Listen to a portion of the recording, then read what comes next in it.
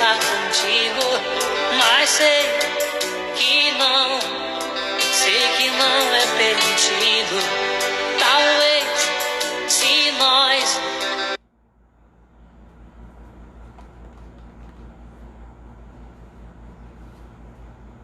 vamos começar, só esperar entrar mais o resto do pessoal no nosso trabalho. Tá ao contrário, mas confesso para vocês que eu não sei virar, tá? E hoje nós vamos trabalhar em relação a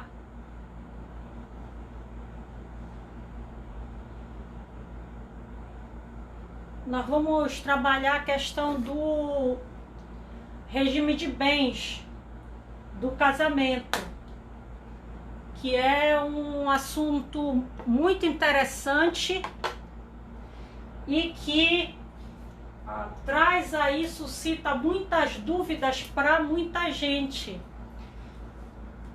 Olá, olha, Gisele, Piro, que saudade!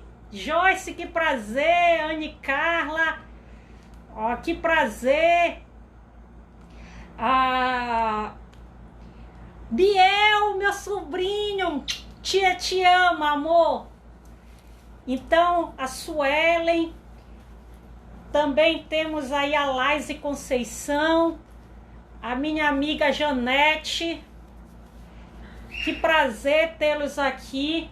Hoje nós vamos fazer só uma análise em relação ao regime de bens, já que ele traz aí muitas dúvidas, e por trazer muitas dúvidas, ele possibilita essa análise mais aprofundada acerca desse regime, que é extremamente importante, a análise desses regimes, e ao mesmo tempo ele traz aí a questão de como é que fica, qual é o melhor regime para se escolher quando... Olha, Cássia, que prazer, cara, que bom! Já fiz a frequência, Cássia, tu já levou falta, hein? Mariana Manajás, a dona do CEAP, que prazer tê-los aqui comigo. Eu até hoje eu tirei meu pijama para poder ficar mais assim formal, ó. Fiz assim uma chapinha no meu cabelo, que eu cortei meu cabelo, o menino roeu todo o meu cabelo, acho que não ficou legal, né? Mas aí eu fiz uma chapinha para tentar endireitar, que o meu cabelo tá todo ruído. Mas tudo bem, né? Cabelo é que nem capim, corta e cresce. Então, nós vamos fazer aqui, eu só não quero esquecer de riscar aqui a parede aqui do meu quarto, para poder... Olha, William, que prazer! Janete, querida demais! Eu fiz uma chapinha. Eu tava fazendo chapinha até ainda agora. Olha, Luiz Eduardo! Luiz, meu cabelo ficou todo ruído. Eu pedi para ele cortar bem aqui o meu cabelo, né? E olha o que ele fez. Quando eu vi, o viado tinha cortado, era tudo. Mas tudo bem, né? Na verdade não é viado, é homofetivo, né? Nada contra. Então, nós vamos dar uma olhada aqui na questão dos regimes de bens. Eu coloquei até aqui essa ilustração para que nós possamos ter uma ideia em relação como é que essa temática ela funciona quanto aos regimes de bens. Se tu observares aqui a própria charge, ele pergunta, né, qual é o regime de bens que eles querem casar. E aí o sujeito ele diz semiaberto, dando aquela ideia de que o casamento ele não seria esse contrato, né? Se é que se pode dizer que é um contrato, porque eu cheguei a falar para vocês que o casamento ele não seria considerado num todo um contrato. Ele é, na verdade, em parte considerado um contrato só na forma, no conteúdo ele é considerado uma instituição. Então o que acontece? Essa instituição aqui e ao mesmo tempo o contrato, ela vai trazer para mim, como é que eu faço? Na configuração do projetor, vira a projeção. Tá, peraí.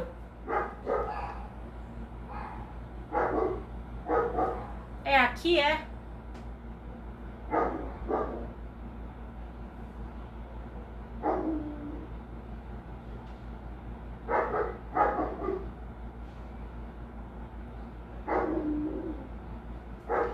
William, vira.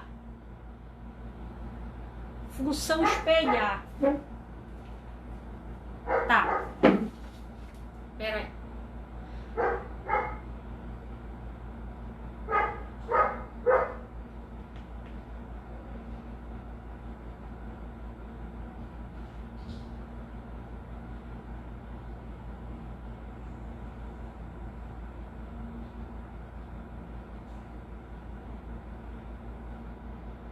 Tá. Essa função aqui espelhar, deixa eu procurar aqui para ver se eu encontro. Enquanto eu tô tentando aqui achar, que é pra gente poder fazer um trabalho legal, aqui, o que acontece? Quando tu vais analisar os regimes de bens, para poder escolher qual seria esse regime mais adequado para que tu possas analisar, ele vai estabelecer para mim em relação a 4 possibilidades de regimes de bens. A comunhão parcial de bens, que desde a lei do divórcio, que é a 6.515 de 77, ela define para nós que ao regime de bens ela seja da comunhão parcial de bens, tá? É lá na configuração do projetor. Tá, eu já olho de novo.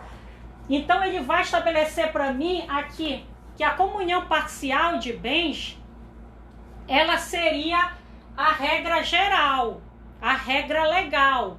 Porque ali onde a senhora estava... Oi, Alex, que prazer tê-lo aqui. Tá, onde eu estava, o que mais? Na engrenagem. Tá. Então, esse regime aqui, ele vai estabelecer... E agora? Qual é?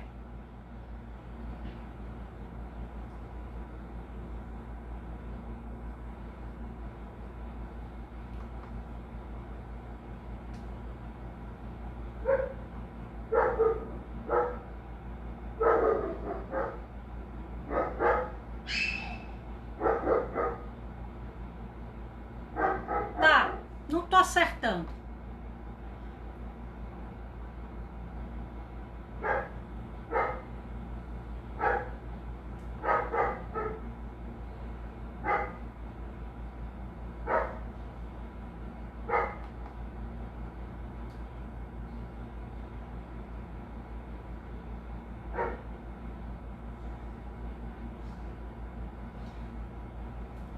Deixa quieto. Não tô acertando. Então, o que tu observas? A comunhão parcial é a regra legal, tá? Mas eu tenho 3 outros regimes. Quando geralmente as pessoas vão casar, não é estabelecido para elas e explicado tudo aquilo que envolve a questão do regime de bens. Como, por exemplo, aqui, quando tu vais estabelecer uma união estável, ele não chega para ti e diz: olha, se tu não escolheres o regime de bens, porque tu podes escolher o regime de bens também na união estável, porque o 1725, ele possibilita que tu vá analisar esse regime de bens. Se tu não escolheres o regime de bens, o que ele vai determinar para ti? A regra legal. A regra legal é a comunhão parcial de bens. Tá? Aí tu observas o seguinte: quando ele determina para ti, tanto no casamento quanto na união estável, se tu não optares por esses regimes, a regra legal vai ser da comunhão parcial. Ah, mas eu escolhi um desses regimes, não fiz o pacto antinupcial. O pacto antinupcial, ele é para o casamento. Para a união estável, ele estabelece aqui o que seria um contrato escrito entre as partes em que vai determinar esse regime de bens. Tá?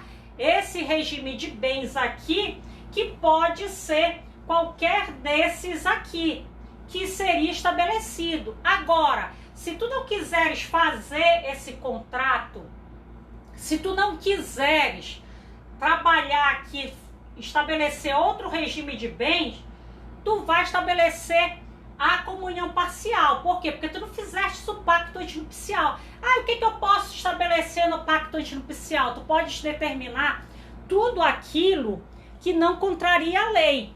Porque ainda que tu coloques, por exemplo, que tu declina acerca dos alimentos, se tu vieres a estabelecer que tu declina acerca do teu poder familiar, o que ele vai estabelecer para ti é o seguinte, que essa regra que é estabelecida para mim, ela do pacto antinupcial, tu podes até fazer o pacto, e aí lá vai estar dizendo tudinho, mas o teu pacto ele não tem validade, porque ele é nulo, porque ele contraria a lei.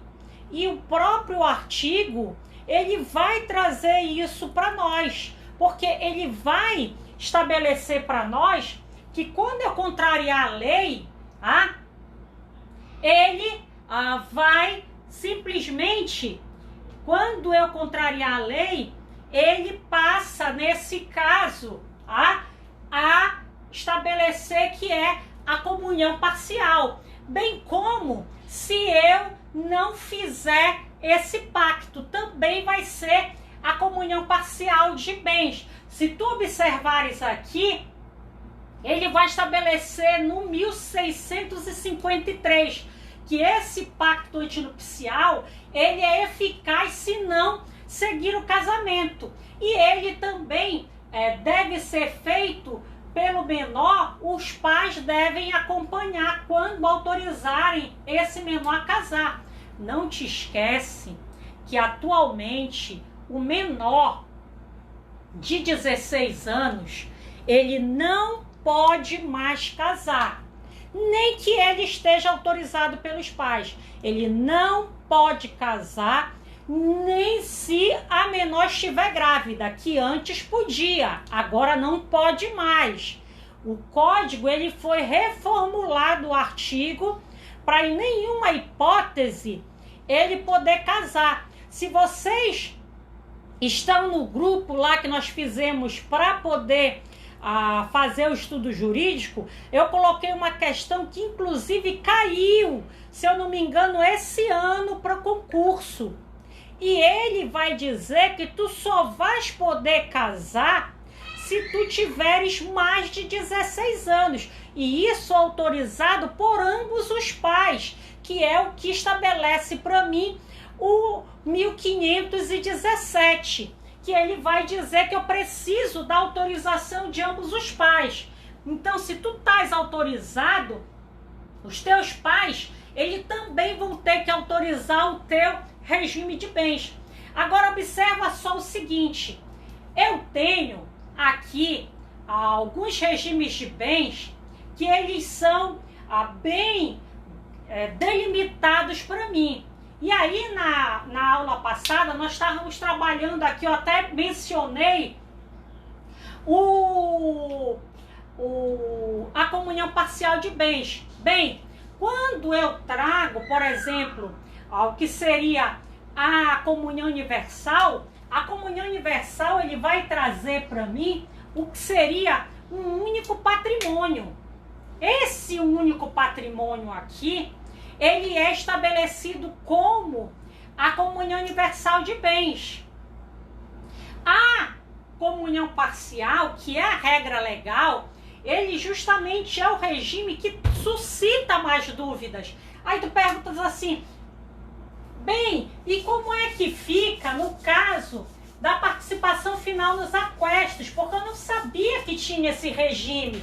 Na participação final nos aquestos, durante todo o casamento, o que vai acontecer é que eu vou ter uma separação de bens, tá?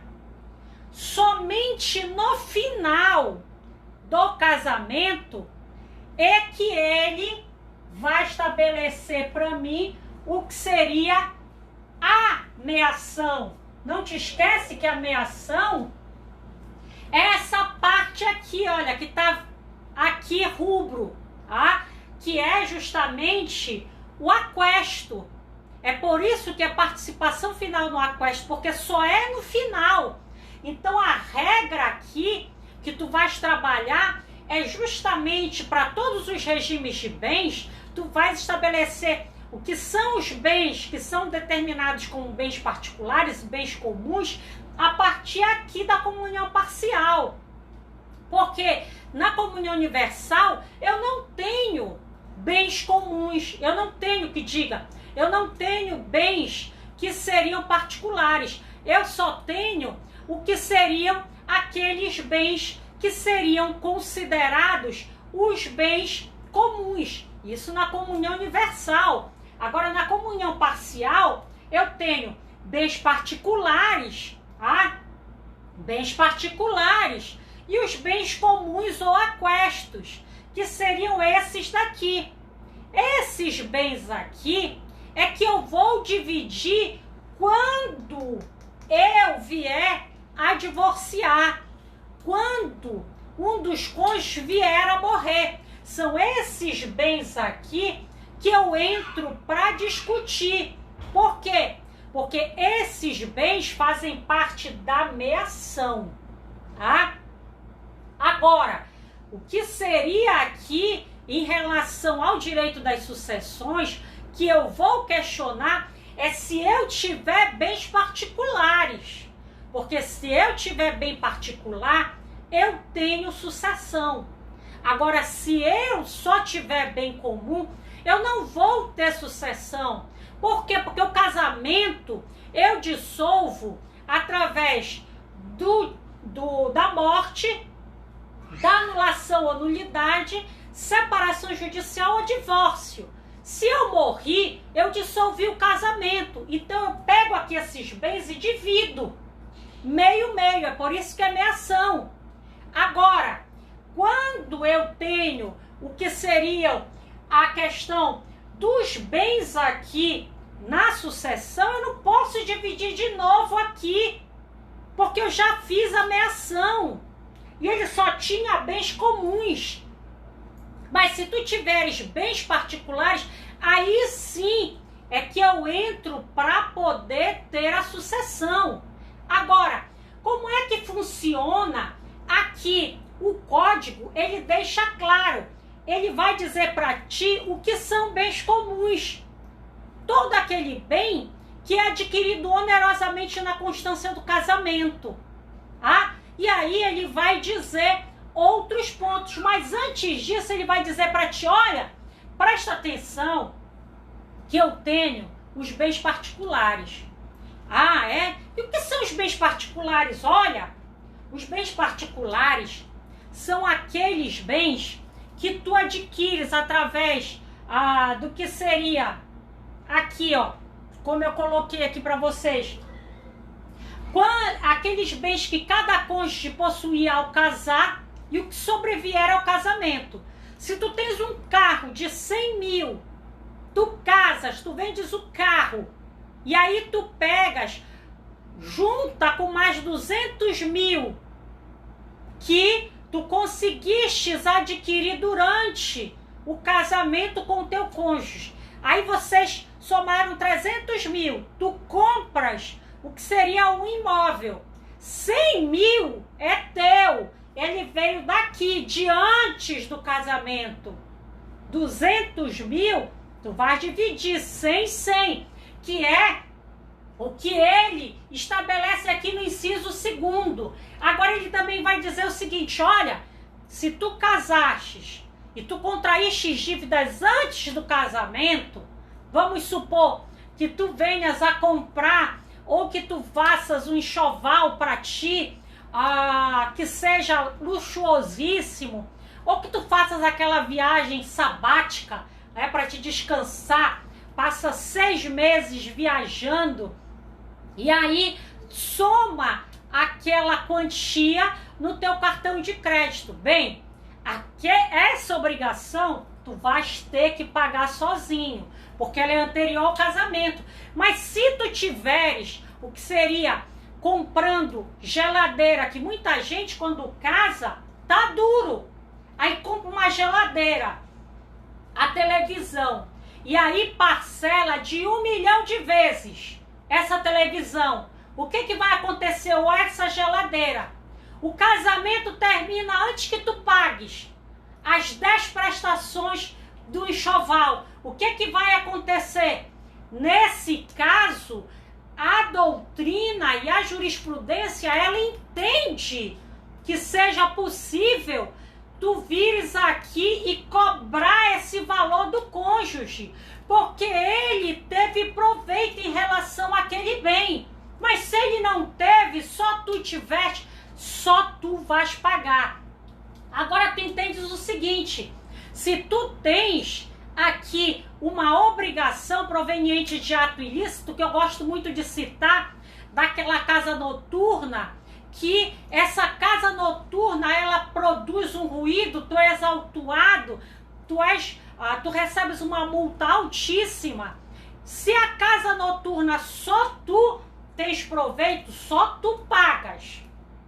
Agora, se o valor, ambos os cônjuges, eles usufruem, os dois vão ter que, nesse caso, pagar quando for no final.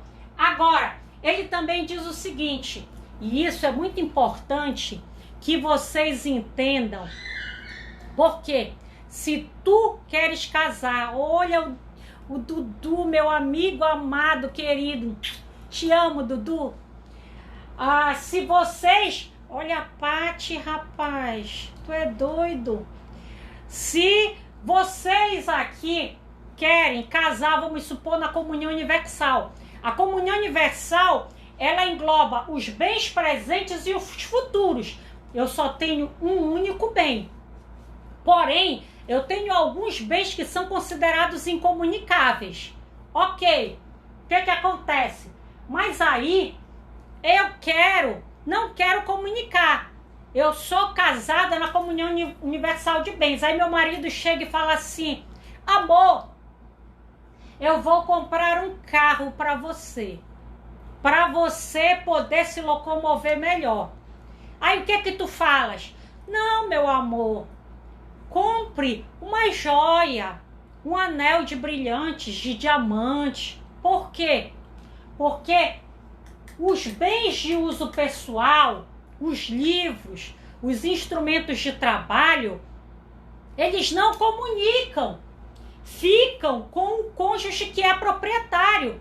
Agora, alguns doutrinadores, por exemplo, a Maria Berenice Dias, e aí eu tenho o Flávio Tartucci, que ele menciona a Maria Berenice Dias, e outros doutrinadores, que eles questionam. Por quê? Porque existem joias que custariam mais caras que uma casa. E eles acham injusto, por exemplo, os instrumentos de trabalho. Pega, por exemplo, se o teu marido for odontólogo e tu és advogado. Pô, instrumento de trabalho, um livro o quê? No máximo R$300. Tá? Aí o teu marido, uma cadeira de dentista, 10 mil. Tu vai montar um consultório inteiro para ele. Imagina quanto é que sai um consultório inteiro. O que vai acontecer? pela lógica aqui do legislador, o que vai acontecer é que é dele, pertence a ele. Por quê? Porque são bens aqui que seriam considerados instrumentos de profissão. Bem, aqui existe aquele questionamento, tá? Agora tu observas o seguinte, quando eu tenho também os proventos do trabalho, tá? Minha amiga Kumalele, que prazer tê-la aqui, viu? Que prazer tê-la aqui. Então observa, em relação, me dá o feedback aí, Kumalele. Observa que em relação à questão dos proventos aqui do trabalho, eles também não comunicam. Porque o que tu receberes é só teu, ainda que tu guardes. Por quê? Porque ele tem um caráter que seria aquele caráter de manutenção, de sustento. Então ele não vai comunicar. Agora tu observas o que entra na comunhão parcial de bens. O que vai entrar aqui para mim seriam todos os bens adquiridos a título oneroso em favor de ambos. Vamos supor, por exemplo, se eu estou no regime da comunhão parcial de bens, e eu recebo um bem doado pelo meu pai, eu estou na comunhão parcial de bens, o meu pai me doa um imóvel, o bem só é meu. Agora, se eu estou aqui na comunhão universal de bens, se meu pai me doar um bem e ele não estabeleceu uma cláusula de incomunicabilidade, o que vai acontecer é que comunica. Mas ele pode fazer isso? Essa cláusula de incomunicabilidade, ela traz para nós em relação a um ponto que é determinante. Qual é o ponto determinante? É que tu tens que ter uma justa causa, porque ela pode ser considerada o quê? Uma fraude à ameação. Inclusive o Rolf Madaleno, ele escreveu um artigo que faz 3 dias em relação a essa questão da fraude na ameação. E por que o Rolf Madaleno ele levantou esse questionamento? Pelo simples fato de que existe um projeto de lei tramitando no Congresso em relação a o cônjuge perder aquele bem que ele tentar fraudar para que ele possa ter aí, auferir algum ganho em relação ao outro. Então existe aí esse projeto de lei que está tramitando. Depois eu posso postar aí para vocês que vocês possam pesquisar, que é muito interessante. E observa outra coisa que é bem interessante em relação a esse ponto. Por exemplo, hoje saiu lá a publicação de um acórdão em que ele vai determinar a possibilidade de ser reconhecida a união estável e o casamento pós-mortem aí de uma determinada pessoa, isso no Rio Grande do Sul, e isso daí concomitantemente, para possibilitar direito para ambas as partes. E esse outro julgado eu vou deixar disponível para que vocês possam analisar, que é muito interessante. Observa também, por exemplo, que se o meu pai ele doar esse mesmo bem durante o casamento e ele doar em favor de mim e do meu marido, nós vamos mear esse bem. Vai pertencer para nós dois. Agora, se ele doar somente para mim durante o casamento na comunhão parcial, só pertence a mim esse bem. Agora, presta atenção que se tu estás na comunhão parcial de bens, tu não escolhestes o regime de bens. Se eu te perguntar qual é o regime de bens, aí tu disseres Eu não sei. É comunhão parcial. Então, tudo que tu adquirires a partir daquele momento, ele seria, aí nesse caso, considerado bem comum. Aí tu dizes assim, mas eu já li alguns julgados que ele analisa a participação do cônjuge para aquisição do bem, que seria, ainda que seja na questão da comunhão universal, para que o cônjuge, aliás, na separação de bens, para que o cônjuge ele tenha direito a metade desse bem. Gente, entende uma coisa, o que cai no concurso público é a lei. Por quê? Porque nós somos legalistas, normativistas. A fonte primária do direito é a lei. Depois, a fonte secundária é o quê? Os princípios, a jurisprudência, a doutrina. Então isso é a fonte primária, o que vai cair é isso aqui. Entende isso? E o que o doutrinador A, B e C, ele fala, o que cada um é o seu pensamento em relação à interpretação que ele faz dos artigos da lei, que pode ser diferente. E cada interpretação ela é válida, é por isso que o direito, ele trabalha mais num talvez do que um sim ou não. Porque tu tens que analisar o caso concreto. Então observa que quando ele traz, por exemplo, a questão do fato eventual. O que é o fato eventual? Se tu ganhares na loteria, durante tu estares casado. Tu estás casado na comunhão parcial de bens. Estás casado na comunhão parcial de bens. E essa comunhão parcial de bens, ele vai trazer aqui para ti o que seria, tu sonha à noite com os números da loteria. Tu pega o valor que teu pai doou para ti. Tu vais lá, escolhe os números que tu sonhastes, compra um bilhete com o teu dinheiro e aí tu ganhas. Amigo, tu ganhas na loteria, rifa, sorteio, o que for, tu vais dividir, tu vais mear. É por isso que o nome é meação, é metade para cada um. Agora observa que, como eu falei ainda há pouco, doação, herança,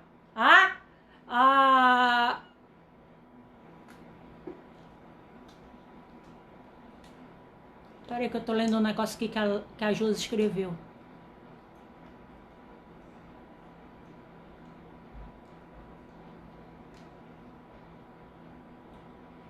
Na verdade, Josi, o que acontece? Existe um entendimento que é trazido por muitos doutrinadores e julgados, que estabelece justamente tu provares a aquisição do bem, que seria o esforço comum.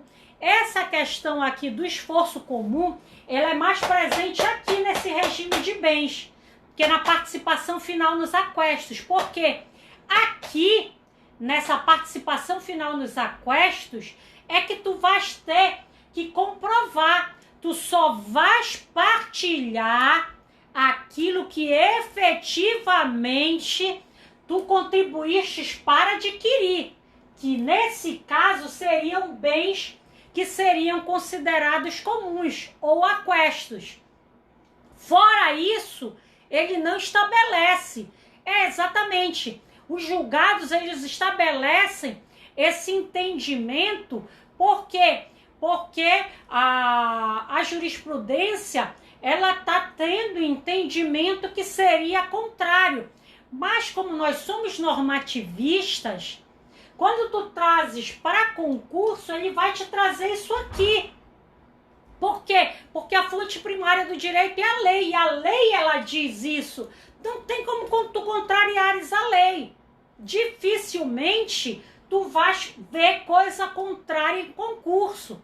Então, observa aqui também que quando eu tenho doação, herança ou um legado, só vai, nesse caso, comunicar na comunhão parcial de bens se o bem ele for em favor de ambos. Por exemplo, meu pai doar um bem que seja para mim e para o meu marido na constância do casamento, na comunhão parcial de bens. Vamos dividir.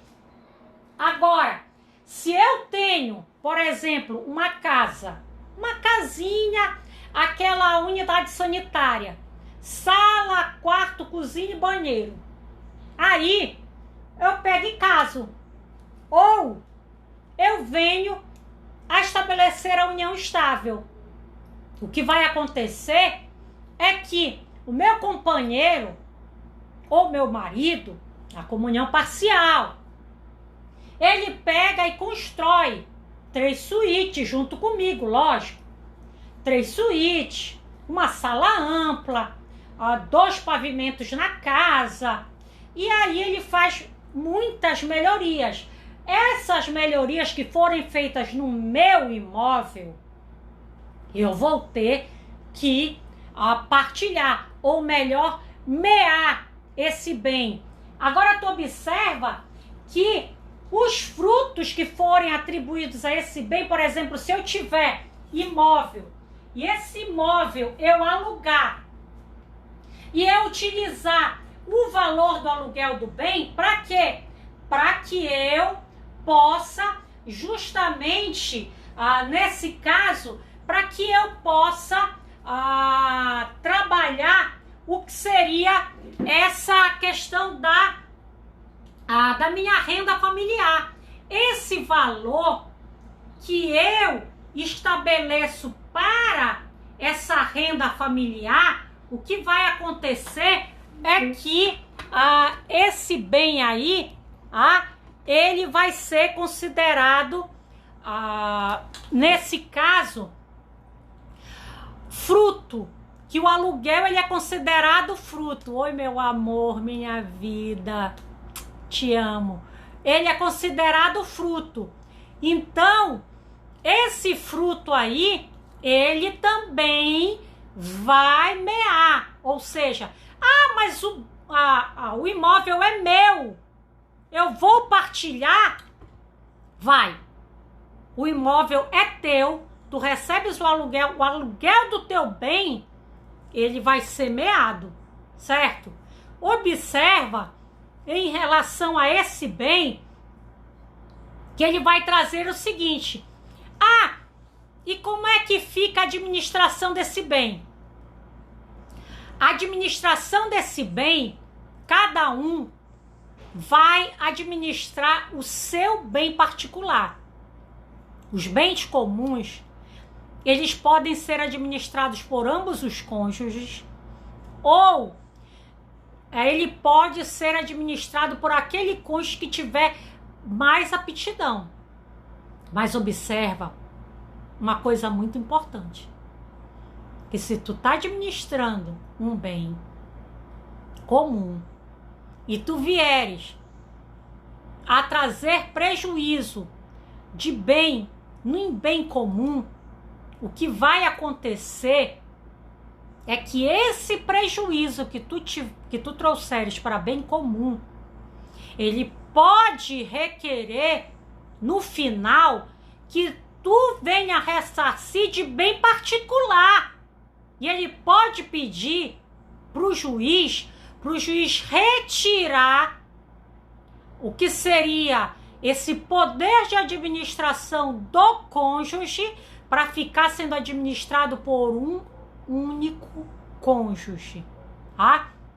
E para ser administrado por um único cônjuge, só se esse cônjuge ele não puder administrar. Por quê?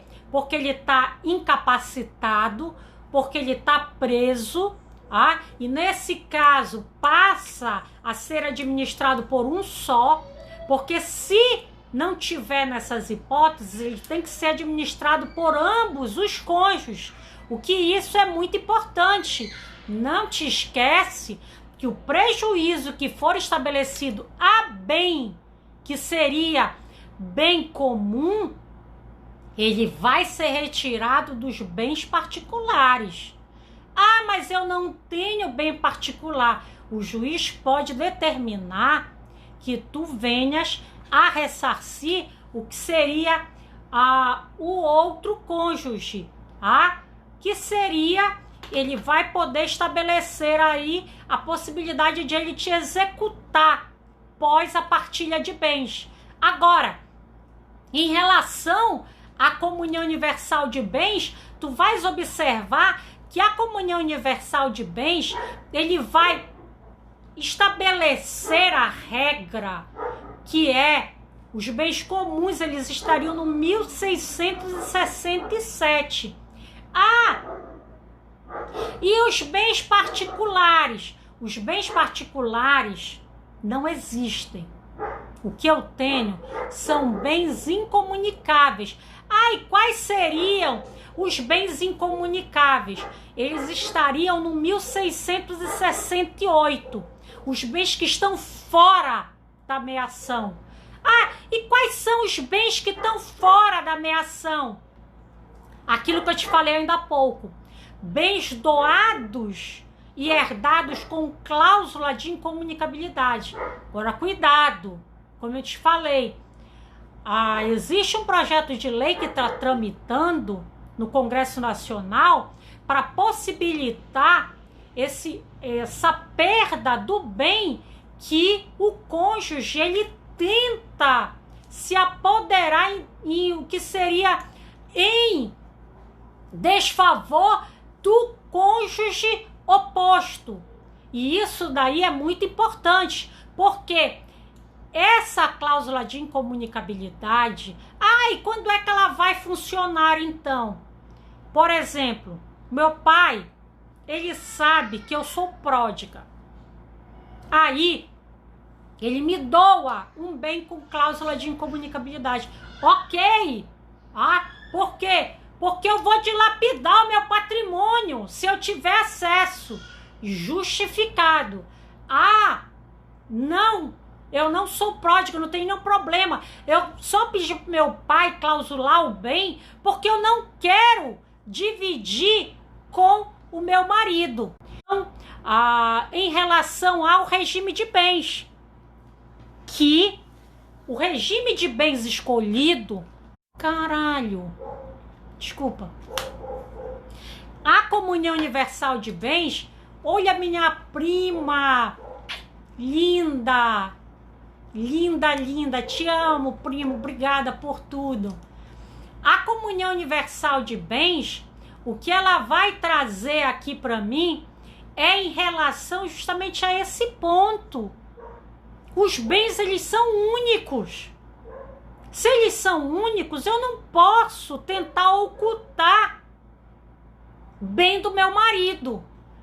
Por quê? Porque isso suscita justamente a uma fraude à meação, o que é seríssimo. Inclusive, como eu falei, existe um projeto de lei tramitando para tentar afastar isso, porque as pessoas, os cônjuges, eles tentam burlar a lei. Agora, um outro bem que é considerado aí bem incomunicável seria justamente os bens gravados de fideicomisso. Por quê? O fideicomisso, ele é um bem que ele é comum para o direito sucessório, que seria justamente eu deixar um determinado bem para o filho da minha irmã que está no ventre dela. Mas ele só vai ter acesso ao bem quando ele completar 18 anos. Enquanto isso, ela vai ficar com o bem. Não confunde usufruto com fideicomisso. Eles são parecidos, mas não são iguais. Por quê? Porque o usufruto, ele só vai te dar o uso, o fideicomisso, que seria, no caso, o fideicomissário e o fideicomitente e o fiduciário. O fideicomitente seria o testador, o fiduciário seria justamente quem caberia inicialmente, o fiduciário, e o fideicomissário seria o filho da minha irmã.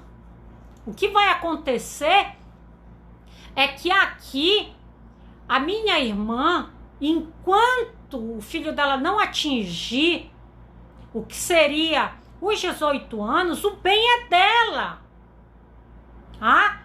Ela teria a posse do bem e a propriedade resolúvel, que seria o que muitos doutrinadores eles entendem. E aí, quando chegasse aquele momento que seria o termo final, o que vai acontecer é que ele vai adquirir o bem. Agora pode ser que ele não adquira. Então vamos supor que eu case na comunhão universal de bens. Aliás, a minha irmã, ela casa na comunhão universal de bens. Aí o marido dela diga: oba, bacana, vou mear esse imóvel com a minha esposa. Só que ele não pode mear. Por quê? Porque ela é a fiduciária. O fideicomissário é o filho dela. Então, nesse caso, o herdeiro final, o proprietário final, é o filho. É por isso que o bem ele é incomunicável, ele não entra na comunhão universal. Agora, as dívidas anteriores ao casamento, salvo se não forem proveito comum, também são incomunicáveis. E também as doações antinupciais feitas de um cônjuge para o outro, com a cláusula de incomunicabilidade, claro. E, no caso também, os bens provenientes do trabalho e aqueles bens que seriam considerados os bens de uso pessoal, instrumentos de trabalho e também o que seria, nesse caso, os livros, que seriam considerados bens incomunicáveis, certo? Agora, como é que fica a administração desses bens? Cada cônjuge, ele vai administrar o seu bem, que seria incomunicável. O bem comum, ele pode ser administrado por qualquer dos cônjuges. Aquele que der prejuízo responde com o seu bem, que não é bem particular, é bem exclusivo aqui, ou incomunicável, ok? Agora, a partir do momento em que a comunhão ela é extinta, cada um faz o que bem entender com o seu bem. E olha, muito cuidado. Se, por exemplo, tu és casado, oi Ana Cássia, tudo bem? Um beijo. Se tu tens um bem que ele é considerado bem comum, o casal tem um apartamento, mas vocês não usam, o casal não alugou nem nada. Aí a tua mãe tá sem um lugar para morar. Aí tu diz: olha, mamãe, fique morando aí nesse bem, a senhora não precisa me pagar nada não, tá? Porque é nosso. Muito cuidado, tá? Porque quando chegar no final, tu vais ter que ressarcir todo esse bem pro cônjuge, valor corrigido, como se o bem ele estivesse sendo alugado. A metade do aluguel tu tens que passar aí para ele, porque ele não autorizou. Muito cuidado com isso, tá? Agora, como é que fica a participação? Eu já pensei que essa merda tinha falhado de novo. desculpa, a participação final nos aquestos, ela vai estabelecer para mim, é um regime novo? Não, não é um regime novo. Eu nunca soube da existência dessa participação final nos aquestos. Na verdade, se tu casastes no cartório, o oficial de registro, ele deveria ter te dito todos os regimes para que tu pudesses escolher aquele que melhor se adequasse para a tua vida. Ele deveria te explicar tudinho. Oi, Carol! Ele teria que te explicar. Mas o oficial de registros, ele não te explica. Ele só te pergunta, ele pede para te preencher uma petição, e aí lá no final tem perguntando para ti qual é o regime de bem. E o que acontece? Tu acabas escolhendo aí a comunhão parcial, porque é um regime que tu dominas, que tu conheces. Agora, por exemplo, quando a minha mãe casou antes de 77. A regra legal era da comunhão universal de bens. Hoje, quem casou a partir de 77 já casa com a regra legal da comunhão parcial de bens. E aí tu opta por um outro regime. Aquele regime que mais se adeque. Por exemplo, Carol, esse é um regime que tu irias adorar, tá? Por quê? Porque é um regime que é bem a cara daquelas pessoas que têm aquela mentalidade empresarial. Não que eu esteja dizendo que a Carol ela seria o que seria patrimonialista. A Carol é super emotiva, tá, Carol? Só te citei como exemplo. Então, vamos supor, a Carol, ela vai e escolhe. É um regime que é perfeito para ela. Por quê? Porque ela tem aquela mentalidade empresarial e tudo. E esse regime, ele funciona como se fosse uma empresa. Tá? Muitas pessoas deveriam usar esse regime. No que seria na América do Norte, ele é muito, muito, muito utilizado. Aqui na América do Sul, nós não utilizamos muito, porque nós temos o péssimo costume de colocar o sentimento na frente de tudo. E aí, menina, a gente se quebra tudo. Aqui nós somos muito calientes, né?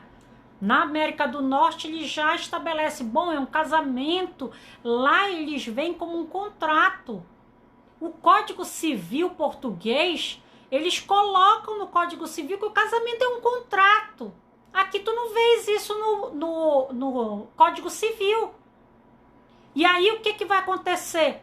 Esse regime, ele depende de um rigoroso controle contábil. Por quê?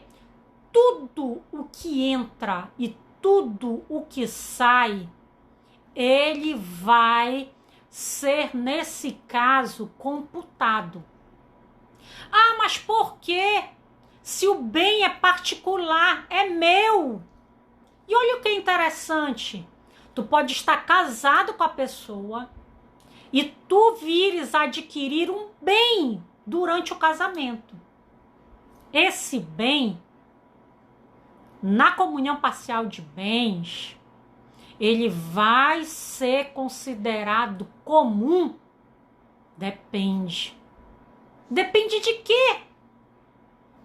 Se o cônjuge ele teve participação para a aquisição desse bem. Ele não teve, então ele não recebe. Porque ele tem que comprovar a efetiva participação para aquisição. E essa é a diferença em relação à comunhão parcial. Ah, por quê? Porque a comunhão parcial, a partir do momento que tu casas, todo bem a título oneroso, ele é considerado comum. Tá? Aqui, tu precisas comprovar. E tu sabes o que é mais interessante? É que nesse regime, a participação final nos aquestos, ele estabelece o seguinte para ti: olha, se tu queres adquirir um bem, vamos supor que a casa eu financiei, eu paguei todas as parcelas, tá? Sozinho. Aí o meu marido, ele vem e quer mear o bem. Por quê? Porque a escritura saiu com o nome dele. Para ele fazer isso, ele vai ter que comprovar que ele pagou as parcelas. Ah, ele pagou uma parcela. Eu posso ressarcir ele lá no final. Inclusive, se tu emprestas dinheiro pro teu cônjuge, tu podes pedir lá no final. Para tu observares como esse regime, ele depende de um rigoroso controle contábil. Quem for descontrolado, que brasileiro é descontrolado financeiramente, não funciona. Não funciona. Agora, se tu fores controlado financeiramente, esse regime é o ideal para ti. Por quê? Porque se o teu cônjuge ele não correr atrás para poder adquirir bens junto contigo, exatamente, o que vai acontecer é que o bem só é teu. Ele não contribuiu, o bem só é teu. Ah, mas ele contribuiu. Ah, então depende do quanto ele contribuiu. Ah, nós compramos essa casa juntos, mas eu não quero vender para ele. Ele não quer me vender. Não dá para eu partir a casa no meio. O que eu vou fazer? O juiz vai determinar que seja feita a avaliação, vai proceder com a venda da casa e vai estabelecer a meação para cada um dos cônjuges. Que esse daí, muito embora nós brasileiros não utilizemos que diga, ele é um regime justo. Por quê? Porque tu só vai sair com que tu efetivamente batalhaste para conseguir. Porque tem cônjuge que cruza os braços e diz: o que ele conseguir é bem comum. Aí, o que acontece? Um cônjuge sai favorecido e o outro não. Isso daí, com a participação final nos aquestos, ele viria justamente a excluir. E o que seria considerado os bens exclusivos? Ele vai estabelecer para ti no 1674, que seriam os bens anteriores ao casamento,